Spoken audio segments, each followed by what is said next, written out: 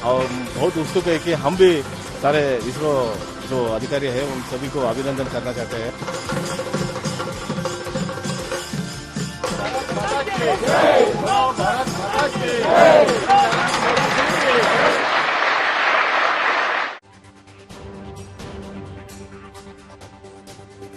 नमस्कार, good news today में स्वागत है आप सभी का। मैं हूं आपके साथ शगुफ्ता साहिल देव। देखिए, चंद्रयान 3 की सफलता पर पूरे देश को गर्व है और पूरा देश विजय पर्व मना रहा है। इसी बीच आज इसरो ने प्रज्ञान रोवर का नया वीडियो भी जारी किया है। इस नए वीडियो में शिव शक्ति पॉइंट के पास रोवर घूमता हुआ दिखाई दे रहा है, या फिर यूं कहें कि चांद की सतह पर प्रज्ञान हिंदुस्तान की कामयाबी के निशान छोड़ रहा है। और न सिर्फ घूम रहा है, बल्कि हर वो कार्य पूरी बारीकी के साथ कर रहा है जिसके लिए उसे वहां भेजा गया है। क्योंकि इसी बीच प्रज्ञान जो डाटा इकट्ठा कर रहा है वो विज्ञान की दशा तय करने वाले हो सकते हैं। हालांकि लैंडर विक्रम और रोवर प्रज्ञान की उम्र महज 14 दिनों की होगी। वो इसीलिए क्योंकि चांद के दक्षिणी ध्रुव पर 14 दिनों तक सूरज की रोशनी होगी, फिर घना अंधेरा होगा। विक्रम और प्रज्ञान में सोलर पैनल लगे हैं, उन्हीं से दोनों को ऊर्जा मिलती है। धूप नहीं होगी तो दोनों निष्क्रिय हो जाएंगे, लेकिन फिर भी इन 14 दिनों के वक्त में शोध की संभावनाएं अनंत हैं। चांद से भेजे डाटा विज्ञान के क्षेत्र में क्रांति ला सकते हैं, तहलका मचा सकते हैं अपने इन 14 दिन के अभियान में, जो एक लूनर डे के बराबर है। रोवर प्रज्ञान चांद पर जीवन की संभावनाओं की तलाश करेगा। चांद की सतह पर पानी और खनिज संपदा की संभावना पर भी खोज करेगा। चांद की उत्पत्ति का रहस्य, दूसरे ग्रहों के साथ पृथ्वी और उसके जैसे दूसरे ग्रहों की खोज का रहस्य जानने के लिए चंद्रयान के भेजे डाटा मददगार साबित हो सकते हैं। इसीलिए इस कामयाबी को दुनिया भी सलाम कर रही है। दुनिया की तमाम बड़ी ताकतें इस उपलब्धि को महान बता रही हैं। चंद्रयान 3 की सफलता से गदगद प्रधानमंत्री नरेंद्र मोदी भी ग्रीस से आज सीधे टीम चंद्रयान 3 को बधाई देने बंगलुरु में इसरो हेडक्वार्टर पहुंच गए। मोदी के बंगलुरु पहुंचते ही जोरदार स्वागत हुआ। ढोल नगाड़ों और ताशों के साथ हाथ में तिरंगा लिए लोगों ने प्रधानमंत्री का वेलकम किया। जब प्रधानमंत्री नरेंद्र मोदी का काफिला एयरपोर्ट से बाहर निकला तो ऐसा लगा मानो पूरा शहर सड़कों पर उतर आया हो। इसरो कमांड सेंटर पहुंचकर प्रधानमंत्री नरेंद्र मोदी ने वैज्ञानिकों के साथ मुलाकात की। प्रधानमंत्री ने इसरो प्रमुख को गले लगाकर पीठ थपथपाई। उसके बाद इसरो प्रमुख ने प्रधानमंत्री को चंद्रयान 3 की प्रोसेस के बारे में भी जानकारी दी। And we are nearing and approaching the lunar module. जय विज्ञान। पूरी दुनिया की निगाह भारत के जिस चंद्रयान 3 पर थी। 23 अगस्त को कैसे उसने चांद के दक्षिणी ध्रुव पर लैंडिंग कर कामयाबी का झंडा गाड़ा, दुनिया ने देखा। जय विज्ञान, जय विज्ञान। ये भारत के विज्ञान की जय है और भारत के अनुसंधान की जय है। आप अपनी स्क्रीन पे देख सकते हैं। जी हाँ, मिशन चंद्रयान 3 की सफलता का पूरा श्रेय हमारे वैज्ञानिकों को जाता है, जिनकी कड़ी मेहनत, पुरुषार्थ और नेतृत्व ने इस कामयाबी में महत्वपूर्ण योगदान दिया। लैंड हो चुका है, ये हम लोगों के लिए बहुत ही गर्व की बात है। आज इसी कामयाबी को सैल्यूट करने, हमारे वैज्ञानिकों का मान बढ़ाने, उन्हें सफलता पर शाबाशी देने पीएम मोदी ग्रीस से सीधे बेंगलुरु पहुंचे। दरअसल जिस दिन लैंडर चांद की सतह पर उतरा, उस दिन पीएम मोदी साउथ अफ्रीका में थे। उसके बाद वो ग्रीस पहुंचे। पीएम भले ही देश से बाहर थे, लेकिन उनका मन देश के वैज्ञानिकों के साथ था। मैं भारत में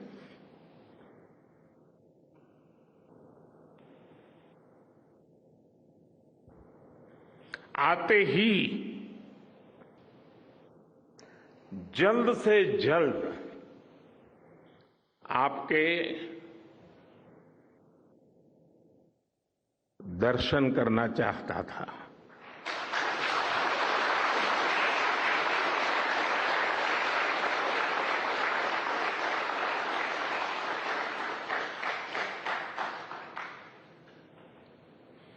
आप सबको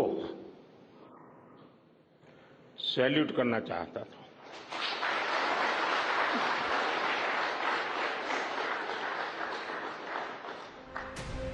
बेंगलुरु में जैसे ही PM Modi ISRO command centre पहुंचे, सबसे पहले वहां इसरो चीफ समेत वैज्ञानिकों को गले लगाया। देश के सबसे बड़े नेता को अपने बीच पाकर वैज्ञानिक भी गदगद थे। हो भी क्यों ना, चांद के दक्षिणी ध्रुव पर चंद्रयान उतारकर भारत का नाम जो रोशन किया है। एक वैज्ञानिक परंपरा है कि जिस जगह लैंडर उतरता है उसका नामकरण किया जाता है।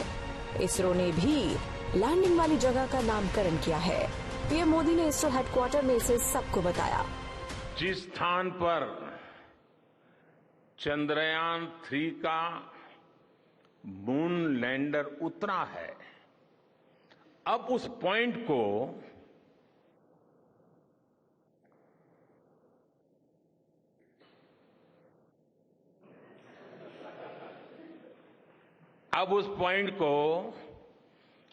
शिव शक्ति के नाम से जाना जाएगा।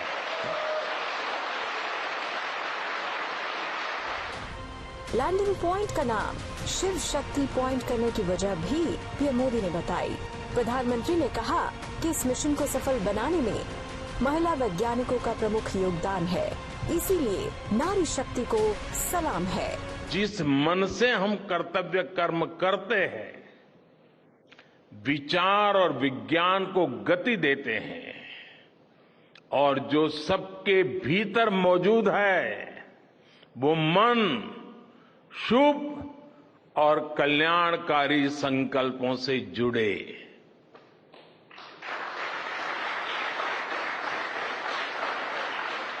मन के इन शुभ संकल्पों को पूरा करने के लिए शक्ति का आशीर्वाद अनिवार्य है,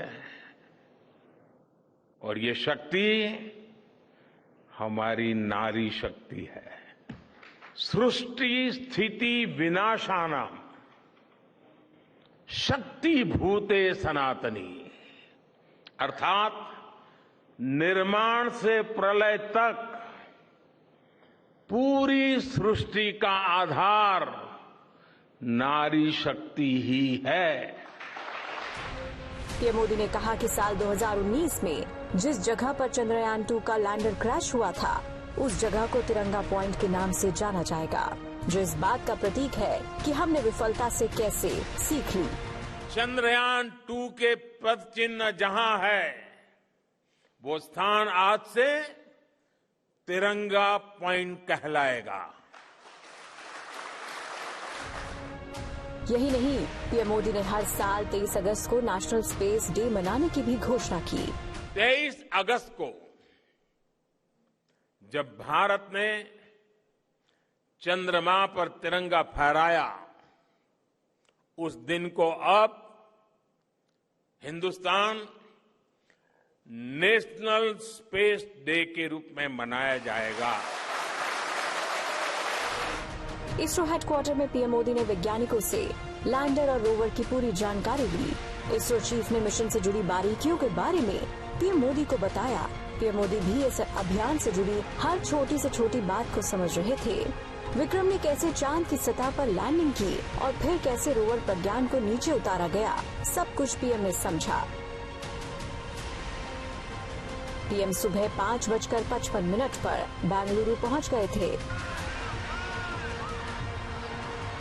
एयरपोर्ट के बाहर सड़कों पर तिरंगा झंडा लेकर हजारों की संख्या में लोग पीएम का इंतजार कर रहे थे। पीएम के आते ही ढोल नगाड़ों से उनका स्वागत किया गया।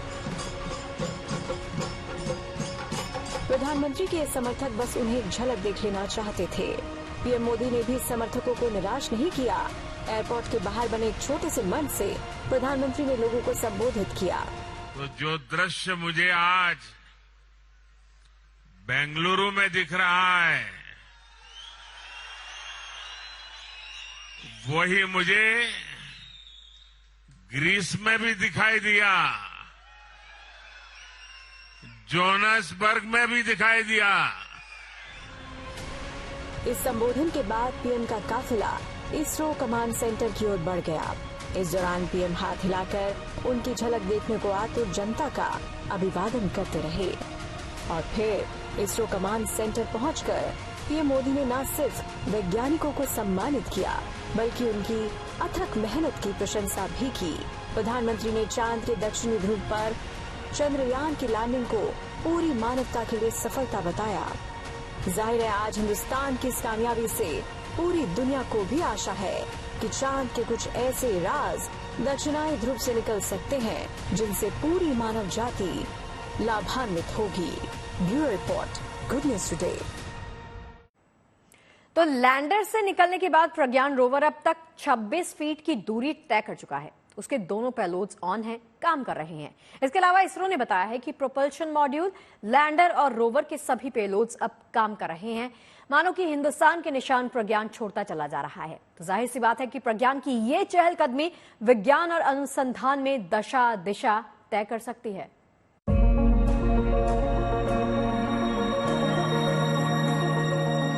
चंद्रयान का प्रज्ञान रोवर चांद की सतह पर चहलकदमी कर रहा है।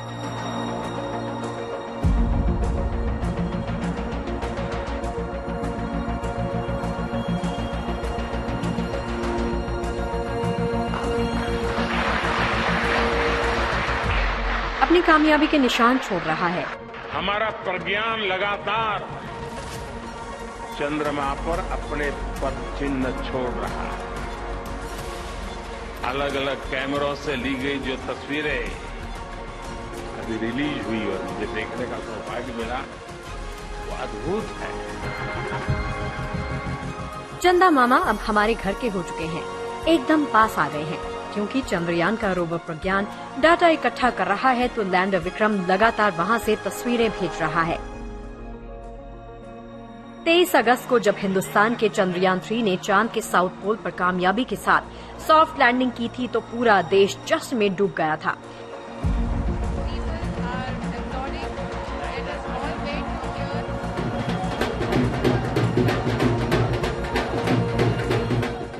लेकिन ये तो बस कामयाबी का दूसरा चरण था, क्योंकि जिस काम के लिए लैंडर विक्रम और प्रज्ञान रोवर को चांद पर भेजा गया था वो असली काम तो अभी शुरू हुआ है। हिंदुस्तान की कामयाबी की ये 3 तस्वीरें हैं जो भारत की चांद पर बुलंदी को दर्शा रहे हैं। 14 जुलाई से लेकर अब तक चांद पर भारत का तिरंगा शान के साथ लहरा रहा है और हर दिन नए कीर्तिमान गढ़ता जा रहा है। इसरो के मुताबिक रोवर ने चांद पर चहलकदमी करना शुरू कर दिया है और लैंडर से निकलने के बाद प्रज्ञान रोवर चांद की सतह पर करीब 8 मीटर तक चल चुका है। रोवर में लगे 2 उपकरणों को ऑन कर दिया गया है और वो अपना काम शुरू कर चुके हैं। चंद्रयान 3 के तीनों हिस्से यानी कि प्रोपल्शन मॉड्यूल, लैंडर मॉड्यूल और रोवर मॉड्यूल तीनों सही तरीके से काम कर रहे हैं। हालांकि इसरो ने रोवर की जो नई तस्वीरें जारी की हैं वो बता रही हैं कि इसमें लगे सेंसर उपकरण ठीक ढंग से काम कर रहे हैं, लेकिन चुनौतियां अभी भी बाकी हैं। सबसे बड़ी चुनौती कम्युनिकेशन सिस्टम को मेंटेन रखने की है।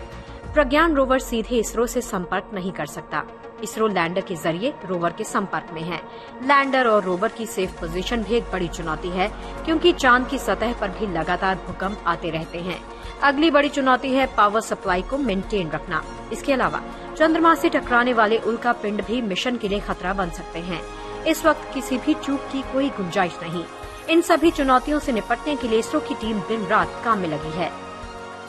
लैंडर विक्रम और रोवर प्रज्ञान की उम्र महज 14 दिनों की है, यानी हमारे पास 14 दिनों से भी कम का वक्त बचा है, जबकि अनुसंधान की संभावनाएं अनंत हैं। चांद से मिलने वाला डाटा विज्ञान के क्षेत्र में क्रांति ला सकता है। चांद पर रोवर कई काम करेगा। मसलन ये एलिमेंट कंपोजिशन की स्टडी करेगा। चांद की सतह पर ये कई तत्वों की खोज करेगा। रसायनों की मात्रा और गुणवत्ता की स्टडी भी करेगा। साथ ही खनिजों की खोज करेगा। चांद पर जीवन और पानी की संभावना को तलाशेगा। चांद पर स्पेस सेंटर की संभावना को देखेगा। चांद से दूसरे ग्रहों की पड़ताल की संभावना बनेगी। चांद की उत्पत्ति का रहस्य समझने में मददगार साबित होगा। यही वजह है कि दुनिया चंद्रयान 3 के चांद की सतह पर उतरने को एक बड़ी महान घटना के रूप में देख रही है, क्योंकि चंद्रयान के भेजे डाटा जिन रहस्यों से पर्दा उठा सकते हैं वो दुनिया के लिए बड़े काम के हो सकते हैं, मानवता के लिए ऐतिहासिक हो सकते हैं। Bureau report, good news today. तो चंद्रयान 3 की कामयाबी को सेलिब्रेट करते हुए वरिष्ठ गीतकार, लेखक और कवि गुलजार ने भी कविता लिखी है, जिसे उन्होंने संगीतकार शांतनु मोइत्रा को उनके यूट्यूब चैनल के लिए सुनाया। चलिए आपको सुना देते हैं गुलजार की ये कविता। बड़ी लंबी थी ये परवाज के सुनी जय हिंद की आवाज अब के, बड़ी लंबी थी ये परवाज अब के, सुनी जय हिंद की आवाज अब के, मैं चंद्रायन 3 हूँ चंदा, वो जिसके गिर्द घूमा करते हो तुम, उसी नीली जमीन का बंदा। बड़ी लंबी थी ये परवाज मेरी, पड़ी कानों में अब आवाज मेरी, मैं क्यों आया हूँ इतनी दूर से, क्या गम है, मैं क्यों आया हूँ इतनी दूर से, क्या गम है, अरे यहीं से हो जमी के हो, ये क्या कम है, क्या पुरानी बात है जब तुम जमी से टूटे थे, पुरानी बात है बिल्कुल, जब तुम जमी से टूटे थे, कोई विस्फोट था जब हाथ अपने छूटे थे।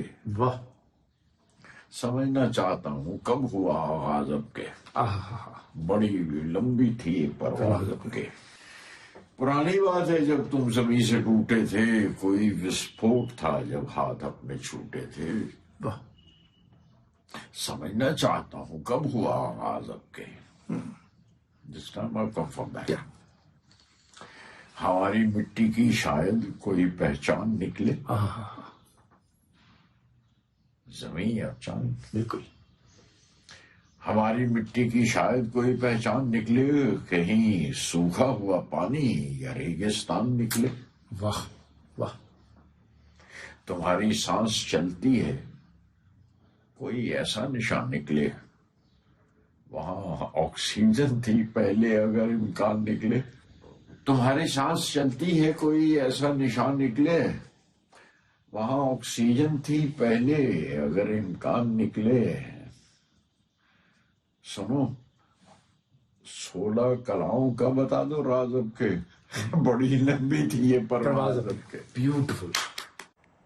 अब बात सुरक्षा की कर लेते हैं। दिल्ली में आज से 10 सितंबर तक G20 शिखर सम्मेलन होने जा रहा है। इसके लिए सुरक्षा के कड़े इंतजाम कर दिए गए हैं।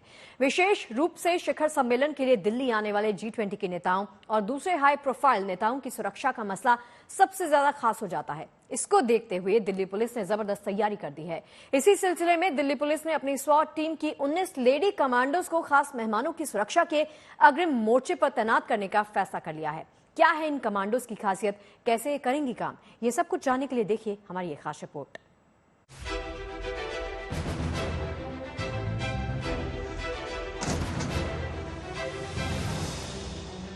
बदन पर कमांडो की वर्दी और हाथों में घातक हथियार। ये लड़कियां सेना या पैरामिलिट्री की कोई आम सिपाही नहीं, ये दिल्ली पुलिस की मार्क्स विमेन है। दुश्मनों के लिए बेहद खतरनाक ये लेडी कमांडो SWAT यानी special weapons and tactics commando force का हिस्सा है। ये अब सितंबर में होने वाले G20 शिखर सम्मेलन के दौरान विदेशी मेहमानों की सुरक्षा की अहम जिम्मेदारी संभालने जा रही है।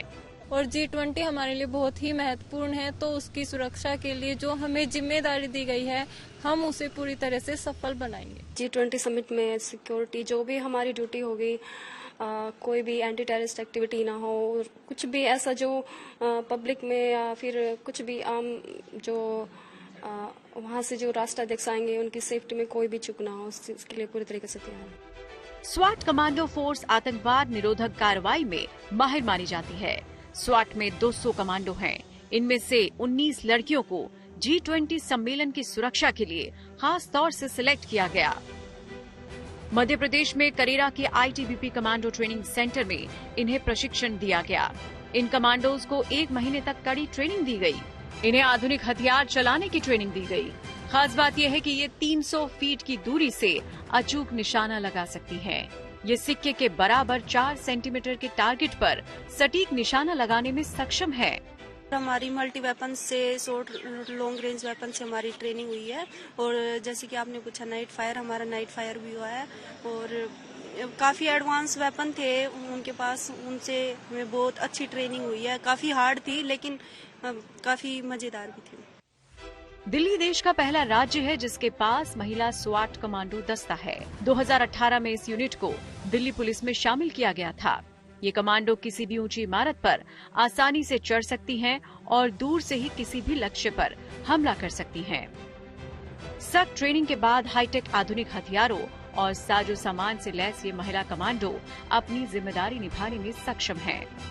हमारा पूरा दिन बिजी रहता था, सुबह से लेकर शाम तक बहुत हार्ड ट्रेनिंग हुई है और हमें बहुत एडवांस टेक्निक्स सिखाई गई है। G20 समिट नजदीक आता जा रहा है, तो बाहर से विदेशों से गेस्ट आएंगे, उनकी सिक्योरिटी पर्पज के लिए हमें ये ट्रेनिंग कराई गई। G20 के लिए स्पेशल 19 कमांडो को ट्रेनिंग के लिए भेजा गया था, तो ये बेसिकली G20 के लिए ही ट्रेनिंग हुई है और इसकी जिम्मेदारी ओबियसली हम 19 लड़कियों के ऊपर ही है। तो उस हिसाब से हम 1 महीना की ट्रेनिंग लेके आए हैं अच्छे से और हम उसके लिए बिल्कुल प्रिपेयर होके आए। हर हालात से निपटने के लिए इन्हें तैयार किया गया है ताकि पैनिक हुए बिना लोगों की सुरक्षा का ख्याल रखते हुए ये हालात को संभाल सके और आतंकी साजिशों से निपट सके। ट्रेनिंग बहुत हार्ड थी मैम, क्योंकि ट्रेनिंग हार्ड ही होती है और हार्ड सिचुएशन में ही हम अपने पेशेंस को रखते हुए किसी भी सिचुएशन को टैकल कर सकते हैं, ऐसे नॉर्मल नहीं कर सकते। तो हमारी ITBP करेरा में मध्य प्रदेश ये ट्रेनिंग हुई है और स्पेशली ये G20 को देखते हुए कराई गई है, ताकि हम जो अध्यक्षता कर रहे हैं, हमारा भारत अध्यक्षता कर रहा है, उसको जो हमारा समिट होने वाला है उसमें कोई पैनिक क्रिएट ना हो, कोई भी किसी भी तरीके की कोई कमी ना हो और वो अच्छे से सफल हो। ये हमेशा हमें ट्रेनिंग दी जाती है किसी भी सिचुएशन को अचानक से हैंडल करने के लिए। मैम सिचुएशन तो हमेशा अचानक से ही आती है, तो ट्रेनिंग इसी पर्पज से की जाती है, तो इसलिए हमें ये ट्रेनिंग बहुत अच्छे से सिखाई गई। तो साफ है कि जिस जगह पर भी इन कमांडोज को तैनात किया जाएगा वहां चप्पे चप्पे पर इनकी पैनी नजर रहेगी और पूरी चुस्ती और फुर्ती से ये अपने काम को अंजाम देंगी। जब गेस्ट भारत आएंगे और जिन होटल्स में रुकेंगे, दिल्ली के एयरपोर्ट से लेके गुड़गांव के कुछ होटल्स हैं जिन्हें चयनित किया गया है, वहां ये स्पेशल कमांडो अलग अलग जगह पे तैनात होंगे और भारत में आए हुए हर गेस्ट को सुरक्षा प्रदान करेंगे। दिल्ली में 8, 9 और 10 सितंबर को G20 के राष्ट्राध्यक्षों का शिखर सम्मेलन होने वाला है। दुनिया के तमाम बड़े देशों के नेता राजधानी दिल्ली में होंगे, तो उनकी सुरक्षा का मुद्दा निश्चित रूप से अहम होगा। ऐसे में दिल्ली पुलिस की स्पेशल सेल ने अपनी इन SWAT कमांडोज को भी तमाम संवेदनशील जगहों और फ्रंट लाइन पर तैनात करने का फैसला किया है, ताकि कहीं भी सुरक्षा में कोई चूक न रह सके। हिमांशु मिश्रा और श्रेया चैटर्जी के साथ Anamika Gaur, Delhi, good news today. और चलिए हमारी इस खास पेशकश में फिलहाल के लिए इतना ही, लेकिन बाकी खबरें लगातार जारी हैं। आप देखते रहिए गुड न्यूज टुडे।